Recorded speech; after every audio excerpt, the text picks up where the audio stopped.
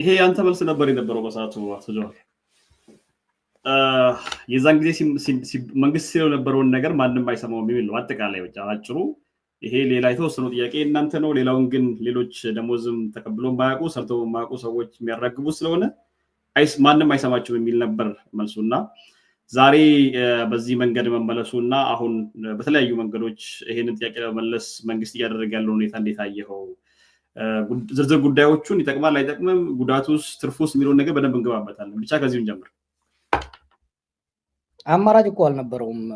ከአንተም ጋር ከሌሎችም ጋር ስንወያይ እንዳነሳሁት የደሞዝ ጥያቄ የህልውና ጥያቄ ነው፣ የዳቦ ጥያቄ ነው። የደሞዝ ጭማሪ ጥያቄ አይደለም። ሰው እየጠየቀ ያለው እኮ እየተከፈለ ለምሰጠው አገልግሎት በቂ አልተሰጠኝም አይደለም። የማገኘው ደሞዝ የዴይሊ ኮንሰፕሽን የቤት ኪራይ፣ የምግብ፣ የውሃ አልቻለኝም። therefore አትሊስት ቤዚክ ኒድስ ባለፈው የተናገርናቸው መሰረታዊ የኑሮ ፍጆታን ከበር ማድረግ ደሞዝ ነው አንሳን ይጠይቅ ነበር ሰው። ይሄንም የጠየቀው ድሮም ኢትዮጵያ ውስጥ ያለው ደሞዝ ዝቅተኛ ነው፣ ግን በተለይ አሁን ብር ከጋሸበ ወዲህ የብርን ኢቫሉዌት ከተደረገ ወዲህ የኑሮ ውድነቱ በብዙ እጥፍ ባደገበት ሁኔታ ሰው በልቶ ማድረግ አልቻለም። የኢትዮጵያ ሰራተኞች ማህበር ኮንፌዴሬሽን ነው መሰለኝ ሁሉም ሰው ውስጥ የምናውቀውን የሀገራችንን ነውር ያጋለጠው የመንግስት ሰራተኞች ታችኛው ደሞዝ እርከን ላይ ያሉ ሳይሆን ማዕከለኛ ላይ አሉ የምንላቸው ባንኮች፣ የግል ባለሙያዎች የሆቴል ትራፊ ከስራ በኋላ የሆቴል ትራፊ ገዝተው በፌስታል ይዘው ሄደው ራሳቸውን ልጆቻቸውን እንደሚመገቡ ነው የተናገሩት። ይሄ ባለበት ሁኔታ ነበር አብይና ባልደረቦቹ የሀገሪቷን አንጡራ ሀብት ከጦርነት የተረፈውን ለብልጭልጭ ዲኮሬሽን ሲያወጡ የነበሩ። ስለዚህ የህዝቡ ቁጣ ገንፍሎ እየመጣ እንደሚመልሱ እርግጠኛ ነበር። ምንም ሌላ አማራጭ የላቸውም። ያለበለዚያ ህዝቡ ይበላቸው ነበር። በቂ ነው፣ ትክክለኛ ነው፣ ጊዜያዊ ነው የሚለውን ማየት እንችላለን። ግን ወደው ሳይሆን ተገደው የመለሱት ከአይኤምኤፍ ጋር እኮ የገቡት ስምምነት ሞር ግብር መጨመር፣ ሌላውን ግብር የማስፋት፣ በትምህርት በሌሎች ማህበራዊ ፋይዳዎች ላይ መዋል ያለበትን በጀት በመቀነስ ግብር የመሰብሰብ ስምምነት ነው የተስማሙት። ደሞዝ መጨመር በዛ ስምምነት ውስጥ የለም። አሁን ግን የግድ ወደው ሳይሆን እጃቸው ጠምዞ ደሞዝ ለመጨመር፣ ለዛውም ደሞዝ ከመጨመሩ ከወር አስቀድሞ ነው ማስታወቂያ ነው ያወጡት። ምክንያቱም እየመጣ ያለውን ጉምና ዳመና በደንብ እያዩ ስለሆነ መመለስ ግዴታ ነበረ። ጥሩ እንግዲህ እነዚህን ነገሮች ስንመለከት አሁን በጠቅላይ ሚኒስትሩም ሆነ በካቢኔያቸው እንዲሁም በአጠቃላይ በመንግስቱ እየተደረገ ያለውን ርብርብ ደሞዝን ለመመለስ እየተደረገ ያለውን ርብርብ እንመለከታለን እና በአጠቃላይ እዚህ ደረጃ ምን አደረሳቸው የሚለውን ነገር መንካቱ ጥሩ ይመስለኛል። አሁንም ዝርዝር ጉዳዮችን እንገባበታለን። የደሞዝ ጭማሪው የሚያስከትላቸው የኑሮ ውድነቶችን እና ሌሎች ነገሮችን በተጓዳኝ በርካታ ሰዎች የሚያነሷቸው ሀሳቦች አሉ። በተለያዩ አቅጣጫዎች የሚነሱ ጉዳዮችንም እናነሳለን። መንግስት ከሁለት ወር እንኳን በደንብ አልሞላውም እና ከሁለት ወር በፊት ይሄ ነገር የእናንተ አይደለም ማንም አይሰማችሁም ከማለት ደሞዝ ጨምረናል ብሎ ወራትን አስቀድሞ መናገር ደረጃ ምን አደረሰው? ምን እዚህ ደረጃ ላይ ያመጣው ምንድነውስ? በዚህ ሁኔታ ሀሳቡ እንዲቀየር ያደረገው? በዛን ሰዓት መመለስ እንችላለን ጊዜ ስጡን ማለት አይቻልም ነበር ወይ? በዛን ጊዜ ዛቻና ሰዎችን ማሰር፣ እንደውም የጤና ባለሙያዎች እስካሁን ራሱ ከእስር ቤት ያልወጡ አሉ። በዛን ጊዜ የታሰሩ ይህን ጥያቄ ጠይቀውና እነሱ እንኳን ከእስር ቤት ባልወጡበት ሁኔታ ይህንን ጥያቄ መልሰናል ደሞዝ ጨምረናል ብሎ መናገሩ ምን አመጣው እዚህ ደረጃ? መንግስት እንትላለ ለአንተ ነው መሰለኝ ያልኩት። መንግስትና አህያ አንድ ናቸው። ካልጠለዟቸው ወደፊት አይሄዱም። ተሸክሞ ነው የሚተኙት። that's one። ሁለተኛ ደግሞ ብልጽግና የኢህአዴግ ልጅ ነች። ለህዝብ ያላቸው ንቀት፣ ለራሳቸው ያላቸው ልክ ብዙ ወታደር ስላላቸው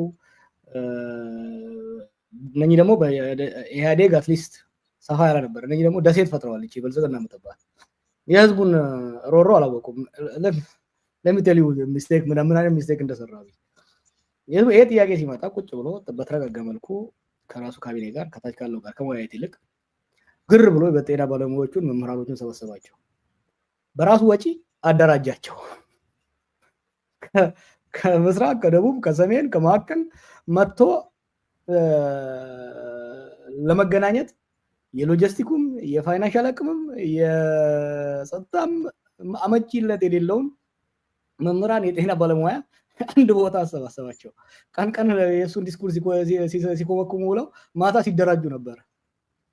አሁን ባለፈው ባደረጉት ግምገማ በተለይ ከታች እርከን የመጣው የወረዳ ሌላ አመራር ይሄን እውነታ ስለተረዳ ባደረጉት አሰስመንት ሊፈነዳ እንደሆነ አውቀዋል። ሐኪሞቹን አሰርን ብለው አባረርን ብለው የሐኪሞቹን እናንጣው። ለምሳሌ የሐኪሞቹ ላይ ያደረጉት ክራክዳውን በጣም አልተሳካም። ምን አረጉ? ሁላችሁም ተባራችኋል ብለዋቸው ሆኖም ግን ማስታወቂያ አወጡ። 200 ምናምን አይ ቲንክ አንዱ አዲስ አበባ ያለው ሆስፒታል 100 ምናምን ሰው ለመቅጠር አንድ ሰው አፕላይ አላደረገም። that's how unified these workers are። መምህራኖቹ በየቦታው ሲሰበስቧቸው ነበር። በወረዳ ሲሰበስቧቸው፣ ከዛ በዞን፣ ከዛ በክልል፣ ከዛ ደግሞ እስከ በፌደራል መጥተው አብይን አገኙት። በዛ ሲደራጁ ነበር። ሐኪሞቹም ቀን እየቆጠሩ ነው እያየህ እንደሆነ የጤና ባለሙያዎቹ ቀን እየቆጠሩ ነው እንደገና ሌላ ስትራይክ ለማድረግ። መምህራኖቹ ደግሞ ትምህርት ቤት እስኪከፈት እየጠበቁ ነው። በዛ ላይ የመዳበሪያ ዋጋ ሰማይ ከመግባቱ የተነሳ በገበሬው ዘንድሮ አላረሰም። ባለፉት 3-4 ዓመታት የተመረቀው ተማሪ ስራ አልያዘም። ባዶ ሆዱን የተበጣጠሰ ልብስ ለብሶ በረንዳ ላይ ቆሞ እየቆዘመ ነው ያለው። ይሄንን የማንቀሳቀስ የማደራጀት ስራ እየተሰራ እንደሆነ ያውቁታል። በፍራቻ ተርበትብተው ነው ገና መስከረም ሳይመጣ ነሐሴ ላይ ለማሳወቅ የወሰኑት እንዳይፈነዳባቸው ስለፈሩ። ይሄንን የዓመት በዓል ወቅት በተለይ ችግሩ እየተባባሰ ስለሚሄድ ይሄን ስለተጠራጠሩ ነው። ከፍራቻ የተነሳ ነው በከፍተኛ ሁኔታ በፈጣን ሁኔታ ይሄንን ለመግለጽ የተገደዱት። ምክንያቱም ምን ሆኑ መሰለ ሌላ ተውና ኮኦፕት ሊያደርጓቸው ለምሳሌ የመምህራን ማህበር፣ የሰራተኞች ማህበር ኮንፌዴሬሽን ከመንግስት ጋር ያሉ ድርጅቶች ናቸው። መንግስት ኮኦፕት አድርጋቸው መንግስት ጋር የሚሰሩ እነሱ ራሱ መንግስት እንደፈለገው አፍንጫቸውን ይዞ መሄድ አልቻለም። ምክንያቱም ችግሩ በጣም ገፍቶ ስለመጣ የፓርላማ አባላት እኮ ጠይቀዋል ደግሞ ጭማሪ። ወታደሮች እየጠየቁ ነው፣ ጀነራሎች እየጠየቁ ነው፣ ፖሊስ እየጠየቀ ነው። ምክንያቱም ሰው በልቶ ማደር አልቻለም። አብይን ማየት አልቻለም። ምክንያቱም አብይ ከቤተ መንግስት ሲወጣ ይሄንን ያሸበረቀ ጎዳና ነው የሚያየው። እያንዳንዱ ሚኒስቴር ከዚህ በፊት ብዬ ያለው የራሱ ሼፍ ከሸረተና ከሂልተን ቀጥሯል። they live in different world። ባለፈው 2-3 ወራት የተደረጉ ካምፔኖች ያንን ኢሉዥን ያንን የውሸት ደሴት አናጋው። ሲያዩት ደሴቷ በሱናሚ ልትጠቀለቅ እንደተቃረበ ይተረዱት። ለራሳቸው ለመትረፍ ሲሉ ለህዝቡና ለሰራተኛው ሳይሆን ለራሳቸው ለመትረፍ ሲሉ ነው እቺን አሁን ደሞዝ ጭማሪ ያርገናል ብለው በአስቸኳይ ለማሳወቅ የተገደዱት። ጥሩ እንግዲህ በርካታ ነገሮችን እናነሳለን ብያለሁ። ዛሬ ወደ ኋላ ልመልስ ነው ጀዋር 2018 አካባቢ መልሳለሁ። ዛሬ ያለንበትን የሀገሪቱን ኢኮኖሚ ለማንሳት መንግስትና የመንግስት ደጋፊዎች ወይ ደግሞ ፋርሲ ቡላዎች የሚሉት ነገር መንግስት ባዶ ካዝና ነው የተረከበው፣ ባዶ ሀገር ነው የተረከበው። ያንን ባዶ ካዝና የተረከበ ሀገር ነው ወደዚህ ያመጣው። ልማቱንም ብልጽግናውንም እንግዲህ ብልጽግና ይመስለኛል እነሱ ብልጽግና የሚሉት በአጠቃላይ እንውሰድላቸውና በዛ መንገድ ያንን ወደዚህ ደረጃ ያመጣ ነው። ደሞዝ ጭማሪ የምንጠየቅበት ጊዜ አይደለም። ላው ላይ ያለንበት ሁኔታ ባዶ ሀገር ነበር የተረከብነው፣ ባዶ ካዝና ነበር የተረከብነው።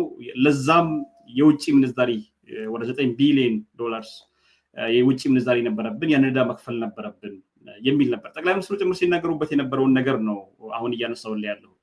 ያንን ጠቅላይ ሚኒስትሩ የሚናገሩበት የነበረውን ነገር እስኪ ያንተ ምልከታ ምንድነው?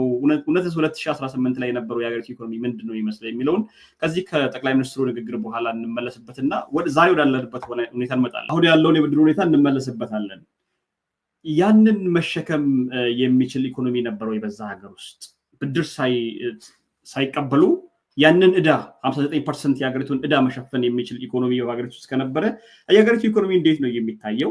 እውነትስ የሀገሪቱ ኢኮኖሚ በዛን ሰዓት አሁን እሳቸው እንደሚያወሩት ነው ወይ የነበረው?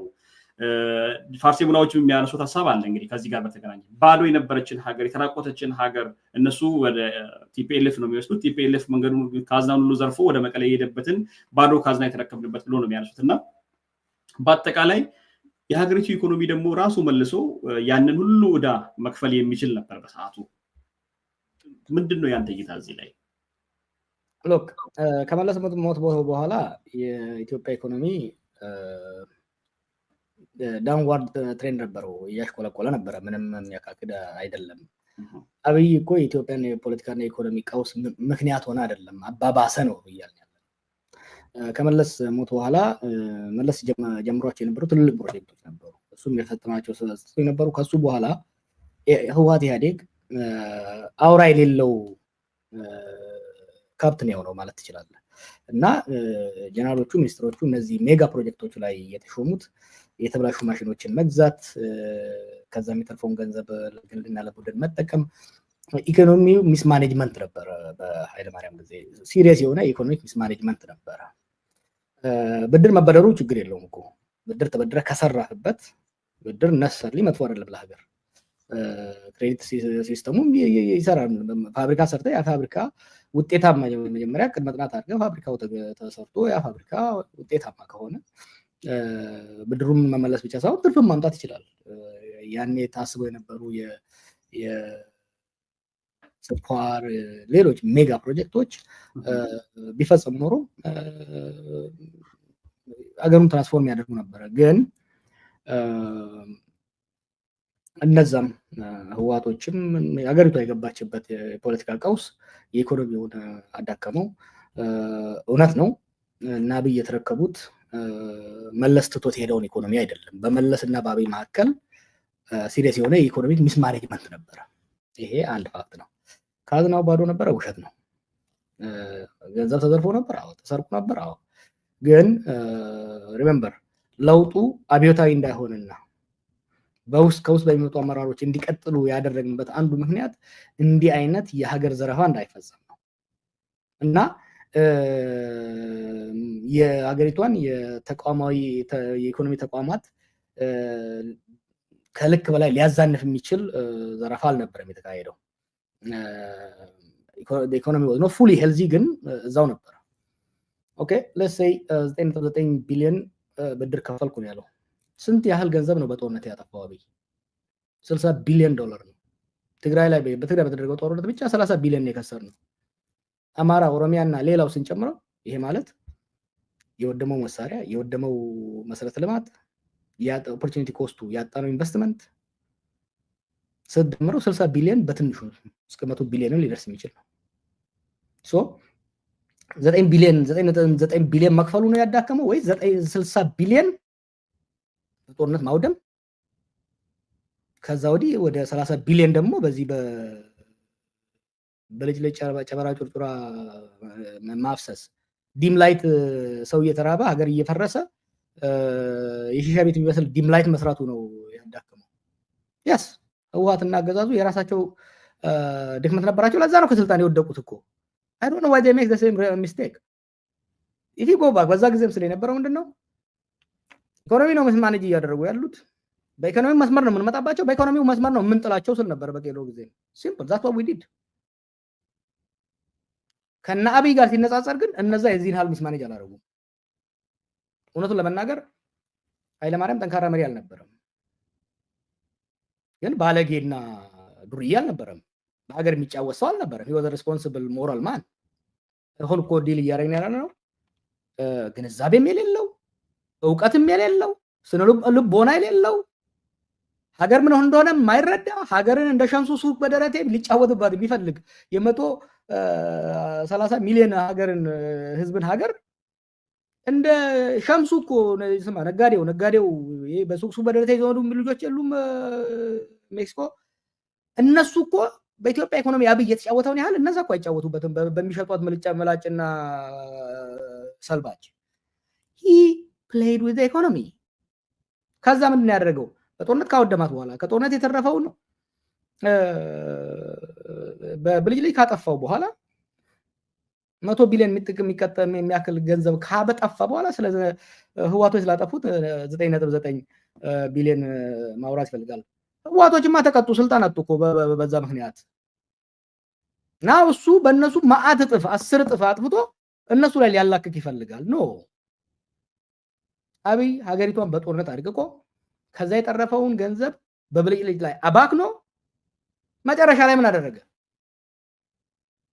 እንግዲህ በጦርነት የተዳከመን ኢኮኖሚ ከዛ የተረፈችውን በብልጭልጭ የጠፋን ኢኮኖሚ ስትራክቸራል አድጀስትመንት ብሎ ሄዶ ከ1980ዎቹ ወዲህ በዓለም ላይ የተጠላን ስምምነት ከአይኤምኤፍ ጋር ገባ።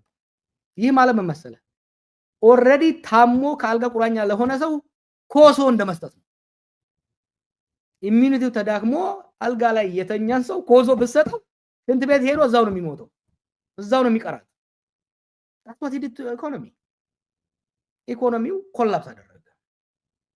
ሶ ምንድነው አሁን እያደረገ ያለው? ብር ፕሪንት እያደረገ ደሞዝ ወደ መስጠት ነው እየሄደ ያለውና ይሄ he has nobody to blame። ቲፒኤልኤፍ ላጠፋችው ጥፋት ተቀጣለ፣ ከስልጣን ተባራለች። ኃይለማርያም ላሳየው ድክመት እጅ አውጥቶ በቃኝ I messed up ብሎ ስልጣን ለቀቀ። Now you want to blame that man. You want to blame that man, the man who acknowledge የራሱን ድክመት አክኖሌጅ አድርጎ ስልጣን የለቀቀ ሰውዬ ብሌም ማድረግ ይፈልጋል።